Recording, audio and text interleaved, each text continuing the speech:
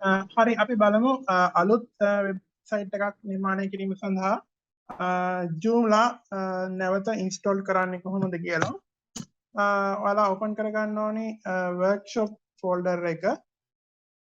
workshop folder එකේ මේ විදිහට folders හතරක් තියෙනවා. ඉතින් අපිට ඕනේ වෙන්නේ software කියන folder එක. ඒකේ තියෙනවා Joomla කියන zip package file එක copy කරගන්න. ඊට පස්සේ අපි යනවා අපේ local server එකට. local server එක install කරලා තියෙන්නේ C drive එකේ. C drive එකේ ඔයාලට SAMP කියලා මෙතන පේනවා. කලින් අපි site එක install කරපු විදිහටමයි SAMP යන්න. ඒකේ htdocs කියන එක කියපුවාම මේ විදිහට අපි කලින් වතාවේදී මේ විදිහට මේ ගෙනාපු zip file එක තියෙනවා. නැවතත් ඕනනම් අපිට මේක paste කරගන්න පුළුවන්. මේක මෙතන replace වෙනවා. හරි දැන් ඔයාලට පේනවා මෙතන උඩ කලම්බු කියලා සයිට් එකක් අපි කලින් හදපු සයිට් එක මෙතන තියෙනවා. දැන් අපි හදන්න යන්නේ අලුත් සයිට් එකක්. ඒ නිසා අපිට මේ කලම්බු කියන එක මෙහෙම තිබ්බට කමන්නේ. අපි නැවතත් මේ Joomla zip file එක unzip කරගන්න ඕනේ. right click කරලා extract file කියන එක දීපුවාම නැත්නම් unzip දීපුවාම මේ විදිහට Joomla file එක unzip වෙනවා.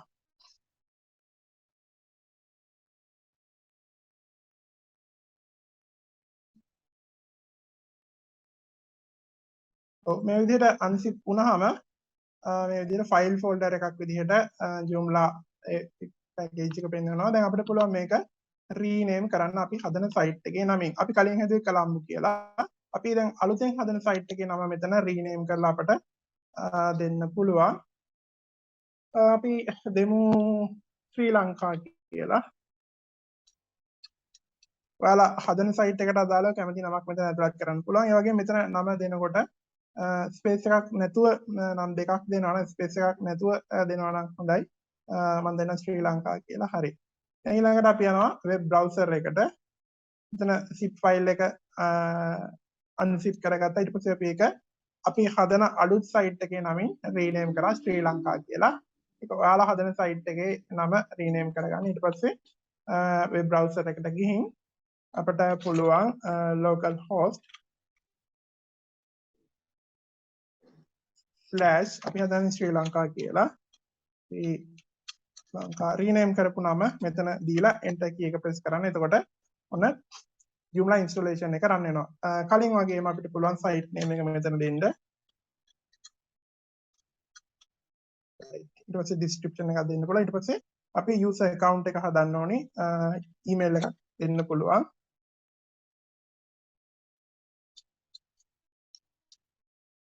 කැමති email එකක්, ඒ වගේම user name එකක් දෙන්න පුළුවන්. ඒ වගේම password එකක්.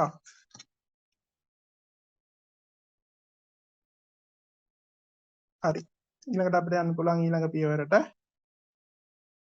මෙතනදී දැන් අපි ඇවිල්ලා ඉන්නේ database configuration එකට. මෙතන පළවෙනිට තියෙනවා database type එක default setting එහෙම තියන්න.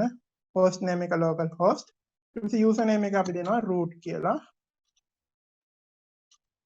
right. ඊට පස්සේ අපි password එක blank තියනවා. database name එක දෙනවා අපි rename කරපු නම. අපි rename කරේ ශ්‍රී ලංකා නමෙන්. මෙතෙන්දී ඔයාලා rename කරන නමම මෙතන දෙන්න. site එකේ නම database එකේ නම විදිහට. හරි. ඒ setting ප්‍රමාණයි. ඊට පස්සේ අපිට පුළුවන් next යන්න. ඊට කලින් බලමු නැවතත් database type එක MySQLi එක එහෙමම තියෙනවා. host name එක local host, user name එක root, password එක දෙන්න blank තියෙනවා. database name එක ශ්‍රී ලංකා කියලා අපි rename කරපු නම. ඔයාලා හදන site එක rename කරපු නම මෙතන දෙන්න. ඊට පස්සේ next යන්න පුළුවන්. ඊට පස්සේ මෙතන settings මොකුත් වෙනස් කරන්න අවශ්‍ය නැහැ. අපිට installation එකට යන්න පුළුවන්. install button එක click කරලා.